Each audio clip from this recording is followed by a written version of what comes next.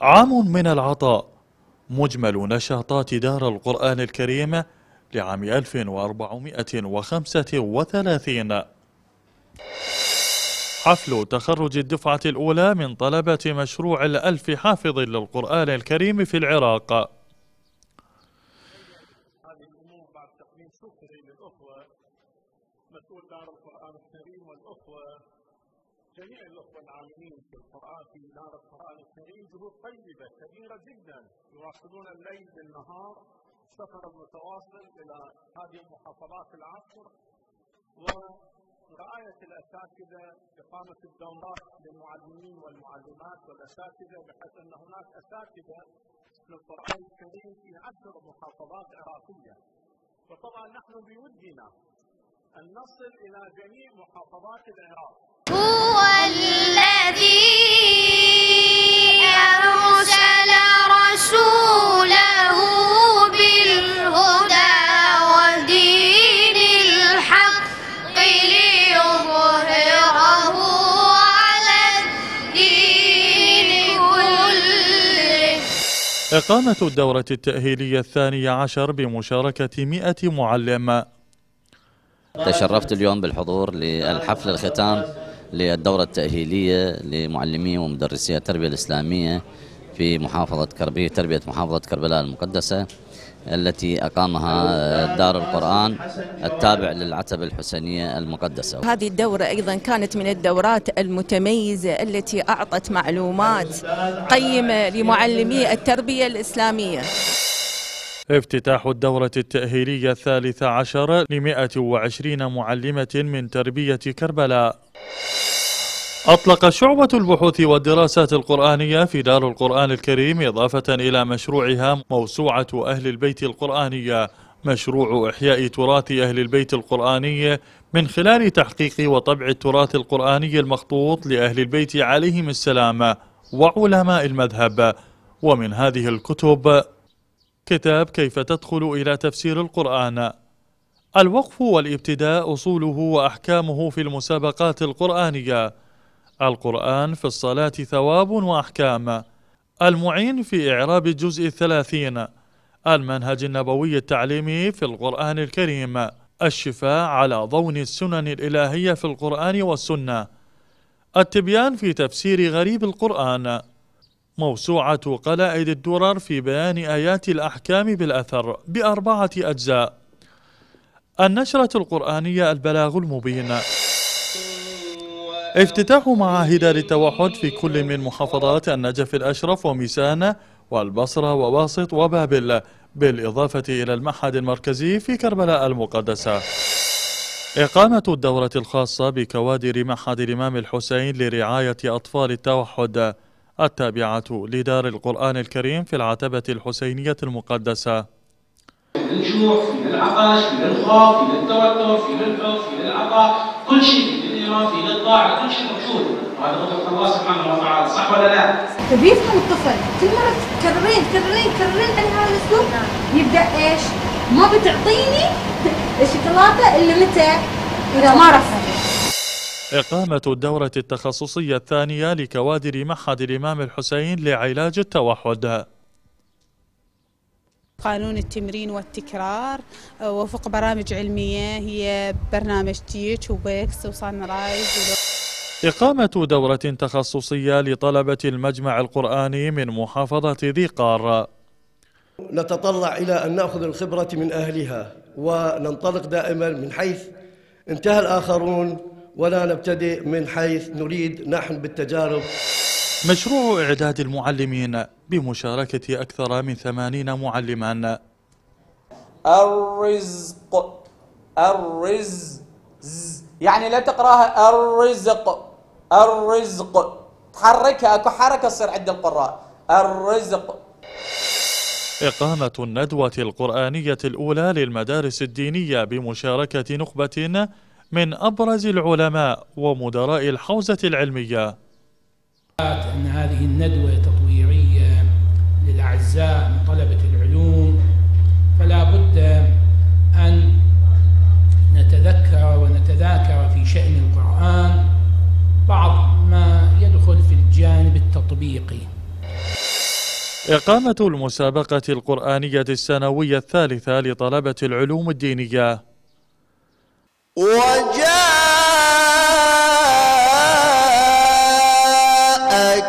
في هذه الحق وموعظة وذكرى للمؤمنين. إن الله يغفر الذنوب جميعا. اختتام دورة المبلغين القرآنيين ل30 طالبا من دول أفريقية مختلفة. بالنذر ويخافون يوما كان شره مستطيرا. أبناء بلدكم بانتظاركم، ينتظرونكم لكي تكون الهداية على أيديكم إن شاء الله بما ستحملونه من علوم من أخلاق. أوصيكم إخواني أبنائي أن الأئمة عليهم السلام يؤكدون على الالتزام الأخلاقي والديني، يعني الالتزام العملي. مشروع المحافل القرآنية الرجبية، ويقوم من خلال استضافة معظم المؤسسات القرآنية في كربلاء والمحافظات، بالإضافة إلى مشاركة قراء من دول إسلامية شتى.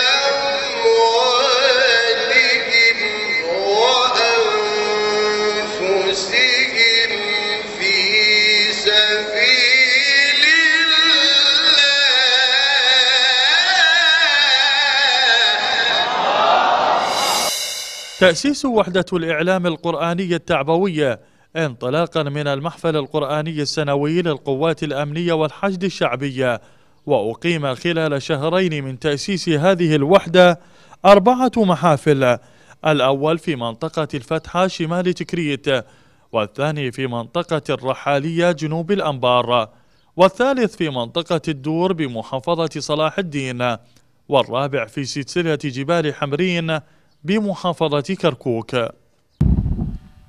فإن يكن منكم 100 صابرة يغلبوا 200. إنا أعتدنا للكافرين سلاسل وأغلالا وسعيرا. اختتام الدورة القرآنية للمشروع القرآني المشترك لطلبة الجامعات والمعاهد العراقية برعاية الأمانتين الحسينية والعباسية. أنت العلي الذي فوق العلا رفع، ببطن مكة وسط البيت إذ وضع.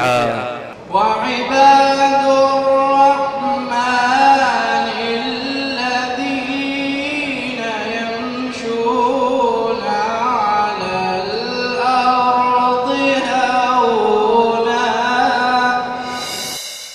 اختتام الدورة القرآنية الثالثة لطلبة الجامعات العراقية. نشكر المسؤولين والمنتسبين في دار القرآن الكريم الذين بادرونا الاحترام والتقدير، ساهرين على توفير احتياجاتنا فكانوا لنا أهلا، كما أمتعونا ببرنامج مكثف من الدروس والزيارات، حتى خرجنا بهذه النتيجة المباركة. الدورة القرآنية للوافدين من خارج العراق ل40 مشاركا من جنوبي لبنان. نتزود من خلال نشاطات دار القرآن الكريم بدروس جديدة، منها أحكام التلاوة وتعليم بعض الأطوار وتفسير القرآن الكريم. تخرج دورة الزهراء في قضاء عين التمر. نشكر الجهود المبذولة من قبل العتبة الحسينية المقدسة لدعمها للمراكز القرآنية. دورة تخصصية لأساتذة الإعداديات القرآنية والمعاهد الإسلامية بإشراف مختصين من لبنان. عند عرض المعلومات الخطأ، عندما يعرض وينهي يصحح المعلم أو يطلب من الزملاء. نيجي لأهمية التقويم التربوي. بأهمية التقويم بنقول اللي بيستفيدوا من عملية التقويم. شهد هذا العام افتتاح الإعدادية القرآنية النموذجية في كل من محافظات كربلاء المقدسة ومحافظة البصرة.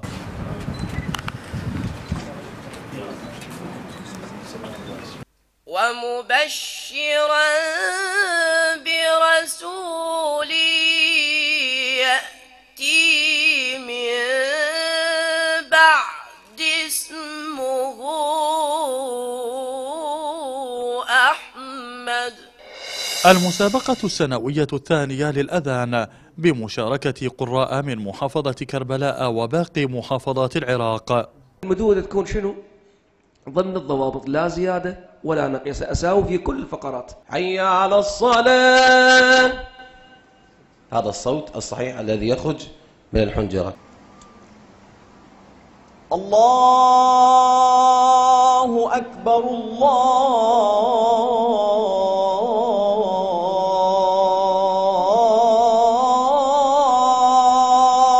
الله أكبر.